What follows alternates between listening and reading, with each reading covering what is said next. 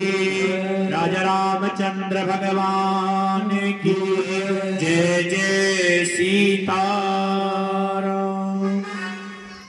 तो जिस दिन हमने ये कह दिया कि अब तारो न तारो है मर्जी तुम्हारी, अब भगवान तारो या ना तारो अब तो तुम्हारे हवाले सौंप दिया, अब चाहे तो छोड़ो और चाहे तो पकड़ लो। तो हम दावे के साथ कहते हैं, उन्हें दीनानाथ कहते हैं, उन्हें भक्त वत्सल कहते हैं, उन्हें करुणा निधान कहते हैं। जब भक्त आर्थ भाव से उसे पुकारेगा तो वो अपने भक्त को कभी भी छोड़ नहीं सकता।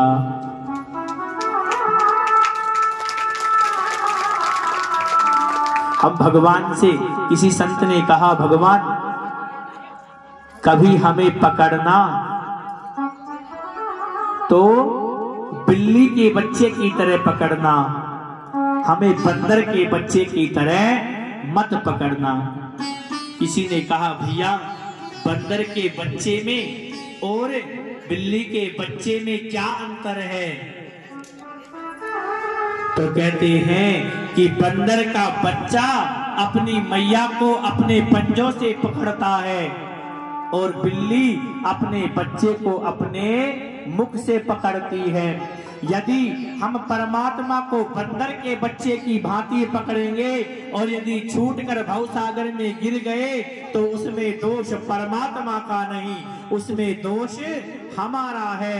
और यदि बिल्ली के बच्चे की तरह परमात्मा यदि हमें पकड़ेगा तो गिरेंगे तो उसमें दोष परमात्मा का रहेगा, उसमें दोष हमारा नहीं रहेगा।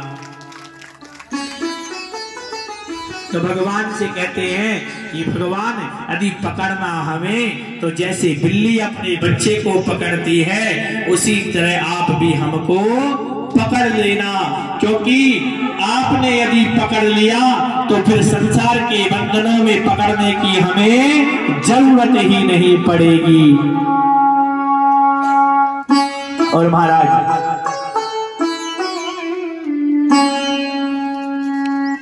तीसरा जो है, ये भगवान की कथा बड़ी दुर्लभ है। जिसने भगवान की कथा नहीं सुनी उसके जो ये कान हैं ये सर्प के बिल के समान बताए गए हैं। बाबा तुलसीदास जी कहते हैं कि किसी भी प्रकार एन केन प्रकारेणा, किसी भी संसाधन से समस्त शास्त्रों का, समस्त पुराणों का, समस्त सत्संगों का, समस्त जागरणों का, समस्त कीर्तन का एक ही लक्ष्य है कि किसी भी प्रकार हमारा प्रेम भगवान के अंदर हो जाए, चाहे वो कथा के माध्यम से हो, चाहे वो भजन के माध्यम से हो। सब शास्त्र एक ही बात कहते हैं कि कैसे भी करो भगवान के प्रति समर्पित हो जाओ। आज हम आप सभी लोग जो ये दिव्य पावन ग्रंथ यहाँ लेकर बैठे हैं, जिस ग्रंथ को रखकर आज से 9 दिन हम इस ग्रंथ की चर्चा करने जा रहे हैं। अभी पूर्व में हमारे प्रधान जी ने कहा कि यहां बहुत धार्मिक लोग हैं, यहां बहुत मंदिर हैं, यहां भगवान की नैतिक पूजा होती है। मैयाओं, हम आप सभी लोग बड़े भाग्यशाली हैं जो ऐसे जगह पर जन्म पाए हैं जो भगवान के। मैया क्रिकेट खेल रही है क्या? हाँ, हमें पता है, इंडी उछाल उछाल के मैया दिखा रही है। देख पंडित जी कलश यात्रा करके आए हैं। प्रेम से बोलो जय श्री राम।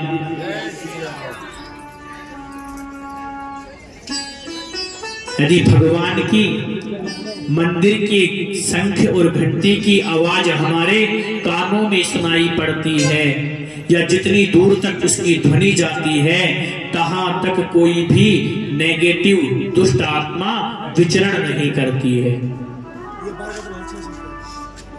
आप लोग तो बड़े भाग्यशाली हैं कि आपके गांव के चारों तरफ देवालय ही देवालय हैं। तो मानो जब प्रधान जी ने कहा कि महाराज पूरे गांव में मंदिर ही मंदिर हैं, तो हमारे मन में भी विचार आया कि जैसे आपके गांव में घर घर में मंदिर है, ऐसे ही हमारे भी अवधपुरी में घर घर में भगवान का मंदिर है। और एक बात और कहें, हम आप परम सौभाग्यशाली हैं कि इतने वर्षों बाद, इतने समय के बाद, न जाने कितनी पीढ़ियां हमारी इसी आशा में इस धरा को छोड़कर चली गई कि हमारे राघव जी अपने इस देवालय में कब विराजमान होंगे, कब आके हमारे सरकार यहां पर बैठेंगे। किसी की तो चर्चा क्या करें,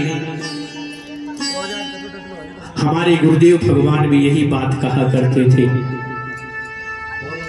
कि बेटा, हमने अपने जीवन में राम जन्मभूमि के लिए बहुत बार आंदोलन किया, जगह जगह से हमने भक्तों को एकत्रित किया, लेकिन हम आप सभी लोग परम भाग्यशाली हैं जो हमने भगवान का दिव्य देवालय बनते हुए अपनी आंखों से देखा और रामलला सरकार को उस मंदिर में प्रतिष्ठा होते हुए देखा, और भगवान ने ये सौभाग्य हम आप सभी को प्रदान किया है कि हम उनके मंदिर का दर्शन प्राप्त कर सकते हैं। बोले रामलला सरकार की, अयोध्यानाथ भगवान की मैयाओं, जिस दिन भगवान रामलला की प्राण प्रतिष्ठा थी, अयोध्या में ऐसे ऐसे संतों का हमने दर्शन किया कि जिनसे उठकर बाहर तक जाने की उनके शरीर में सामर्थ्यता नहीं थी। दोनों आंखों से अश्रुपात करते हुए जोर जोर से रोने लगे कि हमने रामलला के उस मंदिर का निर्माण की प्रतीक्षा इतने वर्ष से कर रहे हैं।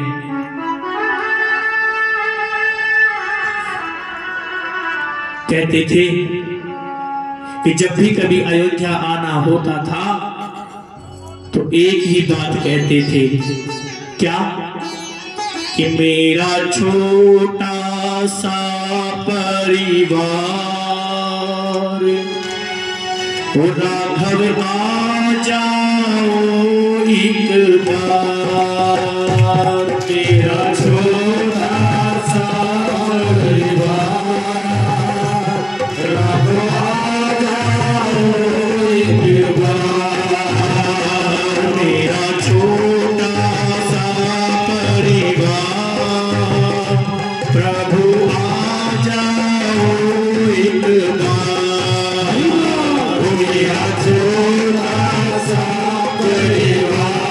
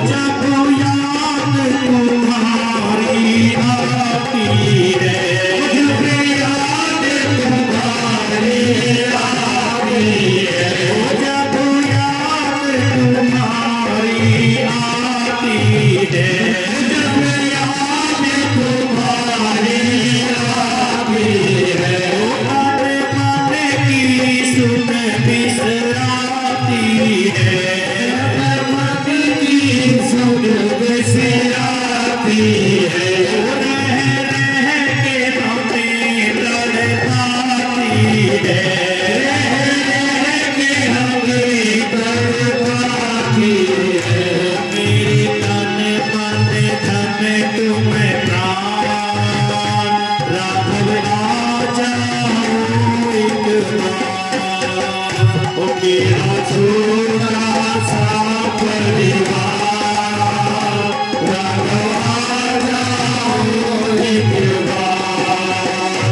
तुमसे पिछड़े युग बीत गए, से पिछड़े युग बीत गए, तुमसे पिछड़े युग बीत गए, तुमसे पिछड़े युग बीत गए।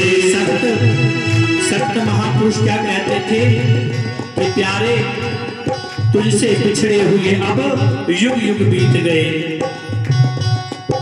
ऐसी क्या खता हुई हमसे जो तुम आना नहीं चाह रहे हो।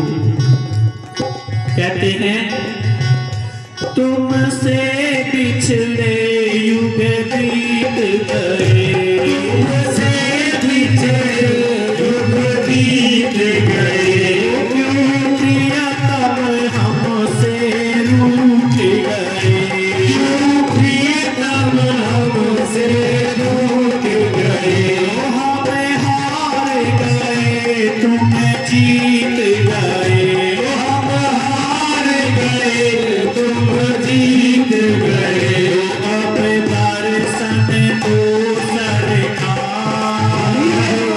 राघव आ जाओ एक बार, मेरा छोटा सा परिवार, राघव आ जाओ एक बार, हरि आ जाओ, हरि आ जाओ, हरि आ जाओ, हरि आ जाओ, प्यारे आ जाओ, प्यारे आ जाओ, प्यारे आ जाओ, मेरा छोटा सा संसार, राघव आ जाओ एक बार, मेरा छोटा सा संसार, राघव आ जाओ।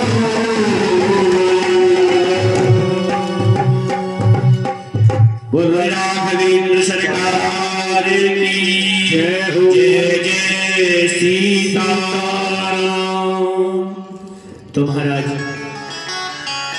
आज उन्हीं राघव जी की इस पावन ग्रंथ रामचरितमानस के माध्यम से उनके चरणों की सेवा हम आप सबको भी प्राप्त हो रही है। देखिए, जब कोई भी वस्तु हो, कोई भी व्यक्ति हो, कोई भी ग्रंथ हो, उसके प्रति श्रद्धा कब होती है? जब हम उसके बारे में अच्छे से जान लेते हैं। जब तक हम किसी विषय के बारे में अच्छे से हमको पता नहीं होगा, तब तक उसके प्रति श्रद्धा नहीं होती, और जब तक उसके प्रति श्रद्धा नहीं होती, तब तक उसकी कही हुई बात हमारे समझ में आती ही नहीं है। इसलिए सबसे पहले तो हमें ये जानना चाहिए कि ये रामचरितमानस है क्या,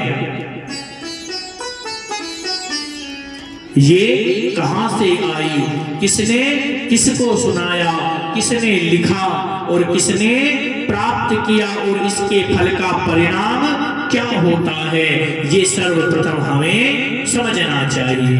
क्यों कि जाने बिनु न होए प्रतीति, और बन प्रतीत होए नहीं प्रीति।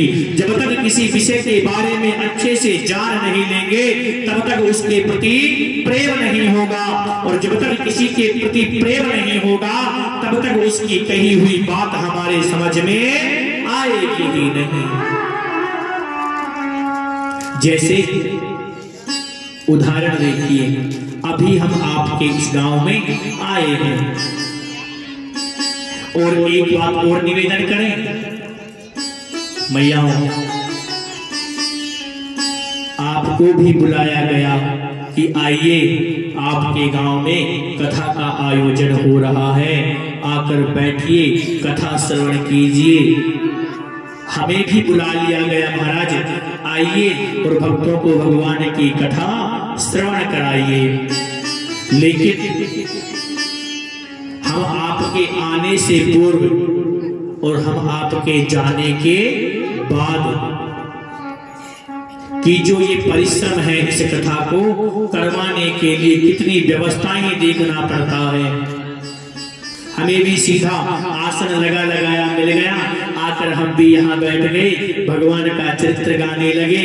आपको भी बढ़िया सदर गद्दे मिल गए, आप भी आकर भगवान के कथा में गोता लगाने लगे। लेकिन इसको करवाने से पूर्व हमारे भद्र पुरुष बैठे हैं, हमारी दीदी बैठी हैं, भैया शिवजी बैठे हैं। कितनी मेहनत है, लगातार ये 1 महीने से हमारे संपर्क में हैं। आचार्य जी समय से पधारिएगा, समय से होना चाहिए, ऐसे होना चाहिए, ऐसी व्यवस्था करेंगे, अधिक से अधिक लोगों को कथा श्रवण करने का लाभ प्राप्त हो। आप भी खूब तैयारी करके आइएगा।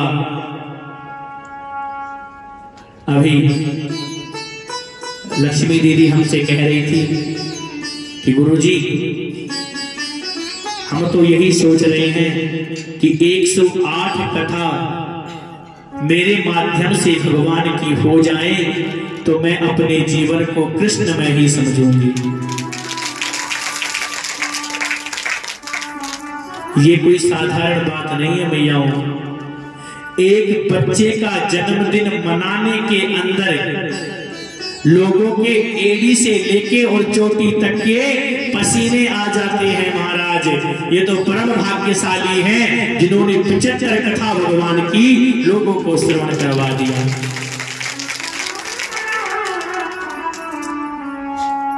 कहते हैं कि जैसे मंदिर के देवालय में हम मूर्ति की प्राण प्रतिष्ठा करवाते हैं और मूर्ति की प्राण प्रतिष्ठा जो करवाता है और जितने लोग जीवन पर्यंत उस मूर्ति के दर्शन करते हैं और दर्शन करने का जो पुण्य प्राप्त होता है वो उनका तो उनको प्राप्त होता ही है, लेकिन पर व्यक्ति के 10% पुण्य का भाग उसे प्राप्त होता है जो मूर्ति की प्राण प्रतिष्ठा करवाता है। उसी प्रकार आप सब लोगों को ये सुंदर सौभाग्य तो मिल ही रहा है भगवान की कथा श्रवण करने का, लेकिन भगवान की कथा श्रवण करने का 10% पुण्य तो आपको तब प्राप्त हो जाता है जब आपके द्वारा एक व्यक्ति भी यदि कथा में आ गया तो उसके हिस्से का 10% आपको प्राप्त होगा ही होगा।